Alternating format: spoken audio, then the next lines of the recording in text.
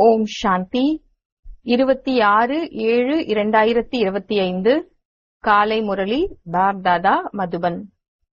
இனிமையான குழந்தைகளே, இந்த சங்கம யுகம் விக்ரமங்களை அதாவது பாவ செயல்களை அழிப்பதற்கான யுகமாகும். இந்த யுகத்தில் நீங்கள் எந்த ஒரு பாவ கர்மமும் செய்யக்கூடாது. கண்டிப்பாக தூய்மையாக வேண்டும். கேள்வி: எந்த குழந்தைகளுக்கு அதீந்திரிய சுகத்தின் அனுபவம் ஏற்படும்? பதில்: யார் அழிவற்ற ஞான ரத்தினங்களினால் நிரம்பி இருக்கின்றார்களோ அவர்களுக்குதான் அதீந்திரிய சுகத்தின் அனுபவம் ஏற்படும். யார் எந்த அளவிற்கு ஞானத்தை வாழ்க்கையில் தாரணை செய்கிறார்களோ அந்த அளவிற்கு செல்வந்தர்களாக ஆகின்றார்கள். ஒருவேளை ஞான ரத்தினங்களை தாரணை செய்யவில்லை என்றால் ஏழைகள் ஆவர். பாபா உங்களுக்கு கடந்த காலம், நிகழ்காலம் மற்றும் எதிர்காலத்தின் ஞானத்தை கொடுத்து திரிகால தரிசியாக மாற்றிக் கொண்டிருக்கின்றார். பாடல்: ஓம் நமோ சிவாய. ஓம் சாந்தி. எது கடந்ததோ அது நிகழ்காலத்தில் நடந்து கொண்டிருக்கிறது. பிறகு எது இப்போது நிகழ்காலமாக இருக்கின்றதோ அது கடந்த காலமாகிவிடும். கடந்த காலத்தின் மகிமை பாடுகிறார்கள். நீங்கள் இப்போது புருஷோத்தம சங்கம யுகத்தில் இருக்கிறீர்கள். புருஷோத்தம என்ற வார்த்தையை கண்டிப்பாக போட வேண்டும். நீங்கள் நிகழ்காலத்தை பார்த்து கொண்டிருக்கிறீர்கள். கடந்த காலத்தின் மகிமை என்ன பாடப்பட்டுள்ளதோ அது இப்போது நடைமுறையில் நடந்து கொண்டிருக்கிறது. இதில் எந்த சந்தேகத்தையும் கொண்டு வரக்கூடாது. இது சங்கம யுகமாக இருக்கிறது. கலியுகத்தின் கடைசியாகவும் இருக்கிறது என்பதை குழந்தைகள் தெரிந்துள்ளார்கள். உண்மையில் சங்கம யுகம் 5000 ஆண்டுகளுக்கு முன்பாகவே கடந்துவிட்டது. இப்போது இது நிகழ்காலமாகும். இப்போது பாபா வந்துள்ளார். எது கடந்துவிட்டதோ அதுதான் எதிர்காலமாகவும் இருக்கும். தந்தை ராஜயோகம் கற்றுக் கொடுத்து கொண்டிருக்கின்றார். பிறகு நீங்கள் சத்யுகத்தில் ராஜ்யத்தை அடைவீர்கள். இப்போது சங்கம யுகமாகும். இந்த விஷயத்தை குழந்தைகளாகிய உங்களை தவிர வேறு யாருமே தெரிந்திருக்கவில்லை. நீங்கள் நடைமுறையில் ராஜயோகம் கற்றுக்கொண்டிருக்கிறீர்கள். இது மிகவும் சகஜமாகும். சிறிய மற்றும் பெரிய குழந்தைகள் யாரெல்லாம் இருக்கின்றார்களோ அனைவருக்கும் பாபாவை நினைவு செய்தீர்கள் என்றால் பாவ கர்மங்கள் விநாசம் ஆகும் என்ற ஒரு முக்கிய விஷயத்தை கண்டிப்பாக புரிய வைக்க வேண்டும். பாவ கர்மங்கள் அழியக்கூடிய சமயத்தில் பாவ கர்மங்களை செய்பவர்கள் யார் இருப்பார்கள்? ஆனால் மாயை பாவ கர்மங்களை செய்ய வைத்து விடுகிறது. எங்களின் மூலம் இந்த பெரிய தவறு நடந்துவிட்டது, அடி விழுந்தது என்று புரிந்து கொள்கிறார்கள். அப்போதுதான் தூய்மையற்றவர்களை தூய்மையாக்குபவரே வாருங்கள் என்று அழைக்கின்றார்கள். இப்போது பாபா தூய்மையாக்க வந்துள்ளார் எனும்போது தூய்மையாக வேண்டுமல்லவா? ஈஸ்வரனுடையவர்களாக ஆகிவிட்ட பிறகு தூய்மையற்றவர்களாக ஆகக்கூடாது. சத்யுகத்தில் அனைவருமே தூய்மையாக இருப்பர். இந்த பாரதமே தூய்மையாக இருந்தது. நிர்விகார உலகம் மற்றும் விகார உலகம் என்று பாடுகிறார்கள். தேவதைகள் முழுமையாக விகாரமற்றவர்களாக, நாம் விகாரிகளாக இருக்கின்றோம். ஏனென்றால் நாம் விகாரத்தில் செல்கின்றோம். விகாரம் என்ற பெயரே விஷத்தினுடையது ஆகும். தூய்மையற்றவர்கள்தான் வந்து எங்களை தூய்மையாக்குங்கள் என்று அழைக்கின்றார்கள். கோபக்காரர்கள் அழைப்பதில்லை. பிறகு பாபாவும் நாடகத்தின் திட்டப்படி வருகின்றார். கொஞ்சம் கூட அவர் வரும் சமயம் வித்தியாசப்படுவதில்லை. எது நடந்துவிட்டதோ அது நிகழ்காலத்தில் நடந்து கொண்டிருக்கிறது. கடந்த காலம், நிகழ்காலம் மற்றும் எதிர்காலத்தை யார் தெரிந்திருக்கிறார்களோ அவர்களைதான் திரிகாலதரிசி என்று சொல்லப்படுகிறது. இதை நினைவில் வைக்க வேண்டும். இது அதிக முயற்சி செய்ய வேண்டிய விஷயமாகும். அடிக்கடி மறந்து விடுகிறார்கள். இல்லையென்றால் குழந்தைகளுக்கு எவ்வளவு அதீந்திரிய சுகம் இருக்க வேண்டும்? நீங்கள் இங்கே அழிவற்ற ஞான ரத்தினங்களின் மூலம் மிக மிக செல்வந்தர்களாக ஆகிக் கொண்டிருக்கிறீர்கள். யாருக்கு எந்த அளவிற்கு தாரணை இருக்கிறதோ அந்த அளவிற்கு அவர்கள் அதிகம் செல்வந்தர்களாக ஆகிக் கொண்டிருக்கிறார்கள். புதிய உலகத்திற்காக நாம் என்னவெல்லாம் செய்கின்றோமோ அவை எல்லாம் எதிர்கால புதிய உலகத்திற்காக என்பதை நீங்கள் தெரிந்திருக்கிறீர்கள். பாபா புதிய உலகத்தை ஸ்தாபனை செய்வதற்காகவும் பழைய உலகத்தை அழிக்கவும் தான் வந்திருக்கின்றார். அப்படியே கல்பத்திற்கு முன் போலவேதான் நடக்கும். குழந்தைகளாகிய நீங்களும் பார்ப்பீர்கள். இயற்கை சீற்றங்களும் நடக்க வேண்டும். பூகம்பம் வந்தது என்றால் முடிந்தது. பாரதத்தில் எத்தனை பூகம்பங்கள் ஏற்படும்? இது நடக்கத்தான் வேண்டும் என்று நான் கூறுகின்றேன். கல்பத்திற்கு முன்பு கூட நடந்தது.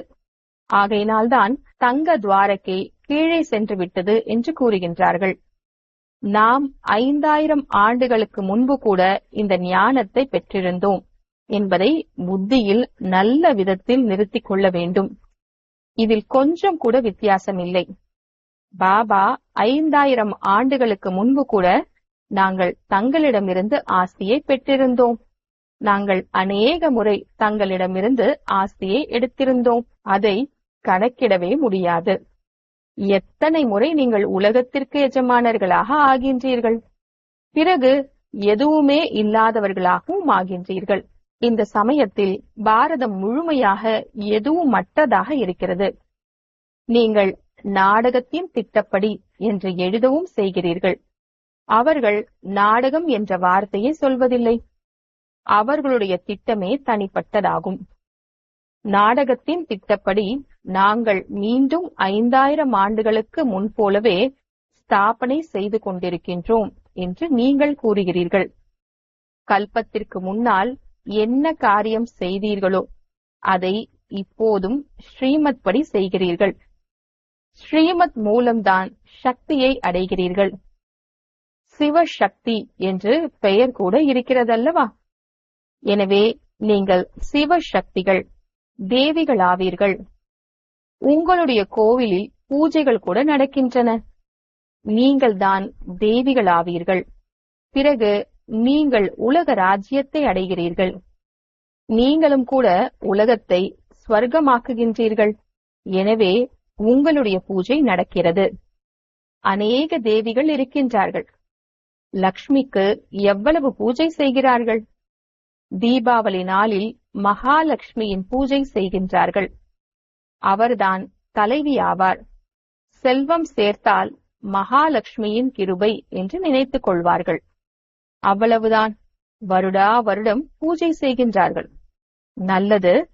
அவரிடம் செல்வம் கேட்கிறார்கள். தேவியிடம் என்ன கேட்பது? தேவிகளாகிய நீங்கள் ஸ்வர்க்கத்தை அடையும் வரத்தை வழங்கக்கூடியவர்களாக இருக்கிறீர்கள். அனைத்து மன ஆசைகளும் பூர்த்தியாகிறது என்பது மனிதர்களுக்கு தெரிவதில்லை. நீங்கள் தேவிகள் அல்லவா? மனிதர்களுக்கு ஞானத்தை தானம் செய்கின்றீர்கள். அதன் மூலம் அனைத்து மன ஆசைகளையும் பூர்த்தி செய்து விடுகிறீர்கள். நோய் போன்றவைகள் வருகிறது என்றால் சரி செய்துவிடு, காப்பாற்று என்று தேவிகளிடம் கேட்பார்கள். அநேக விதமான தேவிகள் இருக்கிறார்கள். நீங்கள் சங்கமயுக சிவசக்தி தேவிகளாவீர்கள். நீங்கள்தான் ஸ்வர்க்கத்தின் வரத்தை கொடுக்கிறீர்கள். பாபாவும் கொடுக்கின்றார். குழந்தைகளாகிய நீங்களும் கொடுக்கிறீர்கள். மகாலட்சுமியை காட்டுகிறார்கள். நாராயணனை மறந்துவிட்டார்கள். பாபா குழந்தைகளாகிய உங்களுடைய செல்வாக்கை எவ்வளவு உயர்த்துகின்றார். தேவிகள் 21 பிறவிக்கு அனைத்து சுகத்தின் ஆசைகளையும் பூர்த்தி செய்கின்றார்கள். ஸ்ரீ லக்ஷ்மியிடம் செல்வத்தை கேட்கிறார்கள். செல்வத்திற்காக தான் மனிதர்கள் நல்ல தொழில் போன்றவைகளை செய்கின்றார்கள். பாபா வந்து உங்களை முழு உலகத்திற்கும் எஜமானன் ஆக்குகின்றார். அளவற்ற செல்வத்தை கொடுக்கின்றார்.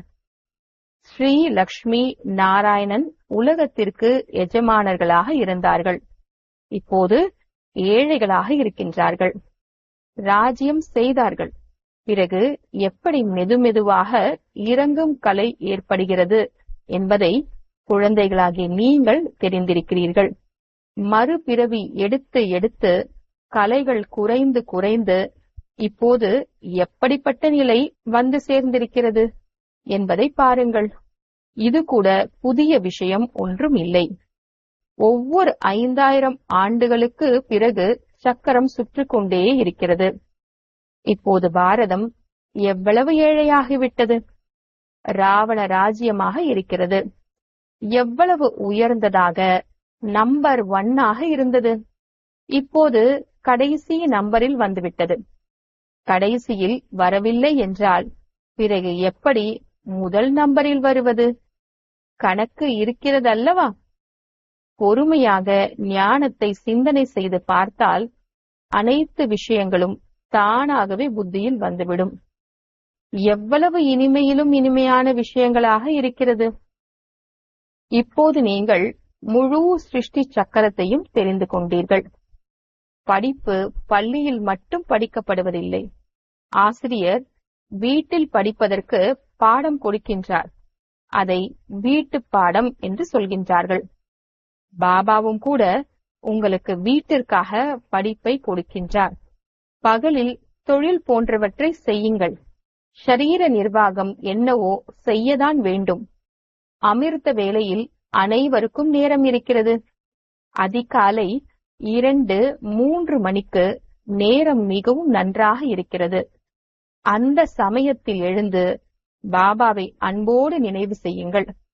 மற்றபடி இந்த விகாரங்கள் தான் உங்களை முதல் இடை கடைசியில் துக்கமுடையவர்களாக மாற்றியுள்ளது. ராவணனை எரிக்கிறார்கள். ஆனால் இதனுடைய அர்த்தம் எதையும் தெரிந்திருக்கவில்லை. பரம்பரையாக ராவணனை எரிக்கும் வழக்கம் நடந்து வருகிறது. அவ்வளவுதான். நாடகத்தின்படி இது பதிவாகி இருக்கிறது.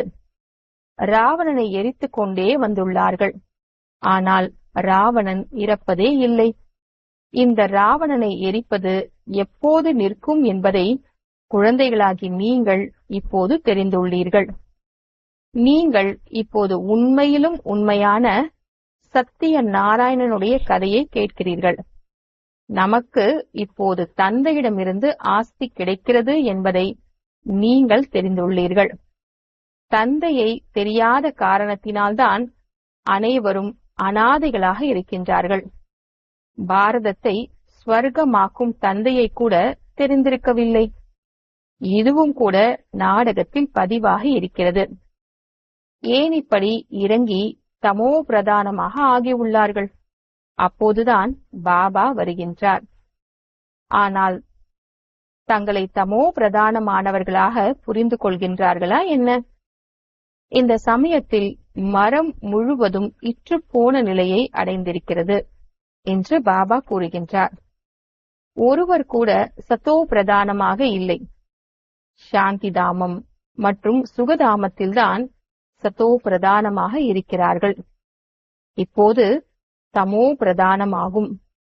பாபாதான் வந்து குழந்தைகளாகிய உங்களை அஞ்ஞான உறக்கத்திலிருந்து விழிக்க செய்கின்றார். பிறகு நீங்கள் மற்றவர்களை விழிக்கச் செய்கின்றீர்கள். விழித்துக் கொண்டே இருக்கின்றார்கள். மனிதர்கள் இறக்கும் போது வெளிச்சத்திற்காக தீபம் ஏற்றுகின்றார்கள். இச்சமயம் காரிருளாக இருக்கிறது. ஆத்மாக்கள் தங்களுடைய வீட்டிற்கு திரும்ப செல்ல முடியாது. துக்கத்திலிருந்து விடுபட வேண்டும் என்று மனம் விரும்புகிறது. ஆனால் ஒருவர் கூட விடுபட முடியாது. எந்த குழந்தைகளுக்கு புருஷோத்தம சங்கமயுகத்தின் நினைவு இருக்கிறதோ அவர்கள் ஞான ரத்தினங்களை தானம் செய்யாமல் இருக்க முடியாது. எப்படி மனிதர்கள் புருஷோத்தம மாதத்தில் நிறைய தான புண்ணியம் செய்கின்றார்கள், அதுபோல் இந்த புருஷோத்தம சங்கம யுகத்தில் நீங்கள் ஞான ரத்தினங்களை தானம் செய்ய வேண்டும். சுயம் பரம்பிதா பரமாத்மா படிப்பிக்கின்றார். கிருஷ்ணர் அல்ல என்பதையும் புரிந்து கொள்கிறீர்கள். கிருஷ்ணர் சத்யுகத்தின் முதல் இளவரசன் ஆவார். பிறகு அவர் மறுபிறவி எடுத்துக் கொண்டே வருகின்றார். பாபா கடந்த காலம், நிகழ்காலம், எதிர்காலத்தின் ரகசியத்தை புரிய வைக்கின்றார். நீங்கள் திரிகாலதரிசியாக ஆகின்றீர்கள். பாபாவை தவிர வேறு யாரும் திரிகாலதரிசியாக மாற்ற முடியாது. உலகத்தின் முதல் இடை கடையின் ஞானம் பாபாவிற்கு தான் இருக்கிறது. அவரைதான் ஞானக்கடல் என்று சொல்லப்படுகிறது. உயர்ந்ததிலும் உயர்ந்தவர் என்று பகவானை தான் சொல்லப்படுகிறது. அவர்தான் படைப்பவர் ஆவார். ஸ்வர்க்கத்தை ஸ்தாபனை செய்யும் இறை தந்தை என்ற வார்த்தை மிகவும் தெளிவாக இருக்கிறது. சிவ ஜெயந்தி கூட கொண்டாடுகிறார்கள். ஆனால் அவர் எப்போது வந்தார், என்ன செய்தார் போன்ற எதையுமே தெரிந்திருக்கவில்லை. ஜெயந்தி என்பதன் அர்த்தம் கூட தெரியவில்லை என்றால் பிறகு கொண்டாடி என்ன செய்ய போகிறார்கள்? இவை அனைத்தும் கூட நாடகத்தில் இருக்கிறது. இந்த சமயத்தில்தான் குழந்தைகளாகி நீங்கள் நாடகத்தின் முதல் இடைக்கடையை தெரிந்துள்ளீர்கள். வேறு எப்போதும் இல்லை. பிறகு பாபா எப்போது வருகின்றாரோ அப்போதுதான் தெரிந்து கொள்வீர்கள். இந்த 84 பிறவியின் சக்கரம் எப்படி சுற்றுகிறது என்ற நினைவு இப்போது உங்களுக்கு வந்துள்ளது. பக்தி மார்க்கத்தில் என்ன இருக்கிறது? அதன் மூலம் எதுவுமே கிடைப்பதில்லை. எவ்வளவு பக்தர்கள் கூட்டத்தில் அலை மோதுகின்றார்கள். பாபா உங்களை அதிலிருந்து விடுவித்து விட்டார். இப்போது நாம் ஸ்ரீமத் படி மீண்டும் பாரதத்தை உயர்ந்ததாக மாற்றிக் கொண்டிருக்கின்றோம் என்பதை நீங்கள் தெரிந்துள்ளீர்கள். ஸ்ரீமத் மூலம்தான் உயர்ந்தவர்களாக ஆக்குகிறீர்கள். சங்கம யுகத்தில்தான் ஸ்ரீமத் கிடைக்கிறது. நாம் யாராக இருந்தோம், பிறகு எப்படி இந்த தேவதைகளைப் போல ஆகினோம் என்பதை நீங்கள் யதார்த்தமான முறையில் தெரிந்துள்ளீர்கள். இப்போது மீண்டும் முயற்சி செய்து கொண்டிருக்கிறீர்கள். முயற்சி செய்து செய்து ஒருவேளை குழந்தைகள் எப்போதாவது தோல்வியடைந்து விட்டால் பாபாவிற்கு செய்தி அனுப்புங்கள். மீண்டும் எழுந்து நிற்க பாபா எச்சரிக்கை அளிப்பார். ஒருபோதும் தோல்வியடைந்து அமர்ந்து விடக்கூடாது. மீண்டும் எழுந்து நில்லுங்கள். மருத்துவம் செய்து கொள்ளுங்கள். டாக்டர் அமர்ந்திருக்கிறார் அல்லவா? 5வது மாடியிலிருந்து விழுவதற்கும் 2வது மாடியிலிருந்து விழுவதற்கும் எவ்வளவு வித்தியாசம் இருக்கிறது? காம விகாரம் என்பது 5வது மாடியாகும்.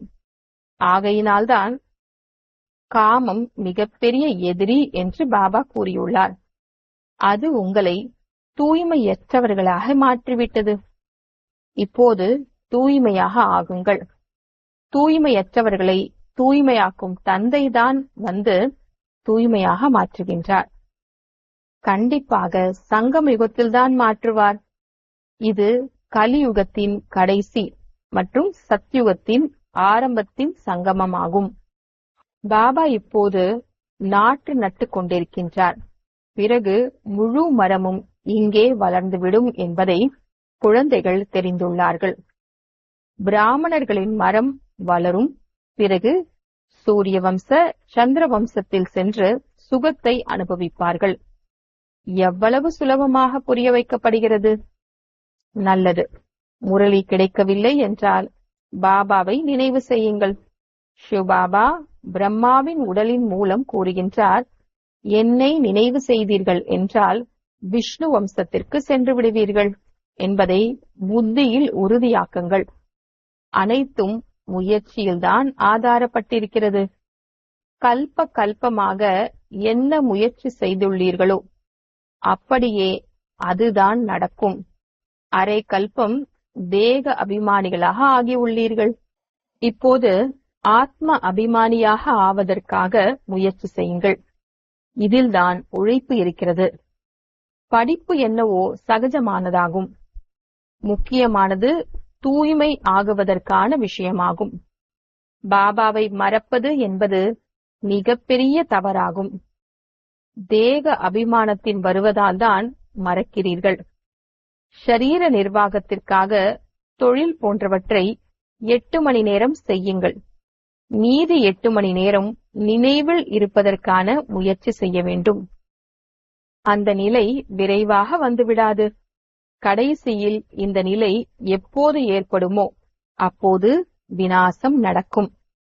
கர்மாதீத் நிலை ஏற்பட்டது என்றால் பிறகு இந்த ஷரீரம் இருக்க முடியாது, விடுபட்டு விடும். ஏனென்றால் ஆத்மா தூய்மையாகிவிட்டது அல்லவா? எப்போது வரிசை கிரமமாக கர்மாதீத் நிலை உருவாகிவிடுமோ அப்போது சண்டை ஆரம்பிக்கும். அதுவரை ஒத்திகை நடந்து கொண்டே இருக்கும். நல்லது, இனிமையிலும் இனிமையான காணாமல் போய் கண்டெடுக்கப்பட்ட செல்ல குழந்தைகளுக்கு தாயும் தந்தையுமான பாப்தாதாவின் அன்பு நினைவுகளும் காலை வணக்கமும். ஆன்மீக குழந்தைகளுக்கு ஆன்மீக தந்தையின் நமஸ்தே, ஆன்மீக தந்தைக்கு ஆன்மீக குழந்தைகளின் நமஸ்தே. தாரணைக்கான முக்கிய சாரம். முதலாவது, இந்த புருஷோத்தம மாதத்தில் அழிவற்ற ஞான ரத்தினங்களின் தானம் செய்ய வேண்டும். அமிர்த வேளையில் எழுந்து ஞானத்தை சிந்தனை செய்ய வேண்டும். ஸ்ரீமத் படி ஷரீர நிர்வாகத்தை செய்து கொண்டே பாபா கொடுத்திருக்கக்கூடிய வீட்டு பாடத்தையும் கூட கண்டிப்பாக செய்ய வேண்டும். இரண்டாவது, முயற்சியில் எப்போதாவது தடை வந்தது என்றால் பாபாவிற்கு செய்தியை கொடுத்து ஸ்ரீமத் பெற வேண்டும். டாக்டரிடம் அனைத்தையும் சொல்ல வேண்டும். பாவ கர்மங்களை அழிக்கும் நேரத்தில் எந்த ஒரு பாவ கர்மமும் செய்யக்கூடாது. வரதானம். துண்டிக்கப்படாத யோகம் என்ற விதி மூலம் இடைவிடாத பூஜைக்குரியவர் ஆகக்கூடிய சிரேஷ்டமான மகான் ஆத்மா ஆகுக. துண்டிக்கப்படாத யோகம் என்ற விதி மூலம் இடைவிடாத பூஜைக்குரியவர் ஆகக்கூடிய சிரேஷ்டமான மகான் ஆத்மா ஆகுக. விளக்கம். தற்காலத்தில் யாரெல்லாம் மகான் ஆத்மாக்கள் என்று அழைக்கின்றார்களோ அவர்கள் அகண்டானந்தம் போன்ற பெயர் வைக்கின்றார்கள். ஆனால் அனைத்திலும் அகண்ட, அதாவது துண்டிக்கப்படாத சொரூபமானவர்கள் நீங்கள்தான். ஆனந்தத்திலும் துண்டிக்கப்படாதவர்கள், சுகத்திலும் துண்டிக்கப்படாதவர்கள். தீய சகவாசத்தில் மட்டும் வராதீர்கள். பிறருடைய அவகுணங்களை பார்க்கும் பொழுதும் கேட்கும் பொழுதும் டோன்ட் கேர், அதாவது கண்டு கொள்ளாமல் ஆகுங்கள். இந்த விசேஷ தன்மையின் மூலம் அகண்ட யோகி ஆகிவிடுவீர்கள். யார் அகண்ட ஜோதியாக இருக்கின்றார்களோ அவர்களே அகண்ட பூஜைக்குரியவராக ஆகின்றார்கள். நீங்கள் அப்பேற்பட்ட மகான் ஆத்மாக்கள். நீங்கள் சுயம் அரை கல்பத்திற்கு பூஜ்ய சொரூபத்தில் இருக்கிறீர்கள் மற்றும் அரை கல்பத்திற்கு உங்களுடைய ஜட சித்திரங்களுக்கு பூஜை நடைபெறுகிறது. ஸ்லோகன். திவ்ய புத்திதான் அமைதி சக்திக்கான ஆதாரம் ஆகும். திவ்ய புத்திதான் அமைதி சக்திக்கான ஆதாரம் ஆகும். அவ்யக்த சமிக்ஞை. சங்கல்பங்களின் சக்தியை சேமிப்பு செய்து சிரேஷ்ட சேவைக்கு நிமித்தம் ஆகுங்கள். யாரால் தன்னுடைய சூக்ஷ்ம சக்திகளை, அதாவது மனம் புத்தியை கையாள முடிகிறதோ அவர்களால் பிறரையும் கூட கையாள முடியும். ஆகையினால் சுயத்தின் மீது கட்டுப்படுத்தும் சக்தி, ஆட்சி புரியும் சக்தி இருக்க வேண்டும். இதுவே யதார்த்தமான கையாளும் சக்தி ஆகிவிடுகிறது. அஞ்ஞான ஆத்மாக்களை சேவை மூலம் கையாள்வது. பிராமண பரிவாரத்தில் அன்பு நிறைந்த, திருப்தி நிறைந்த உறவு வைத்துக் கொள்வது. இரண்டிலுமே வெற்றியடைந்து விடுவீர்கள். ஓம் சாந்தி.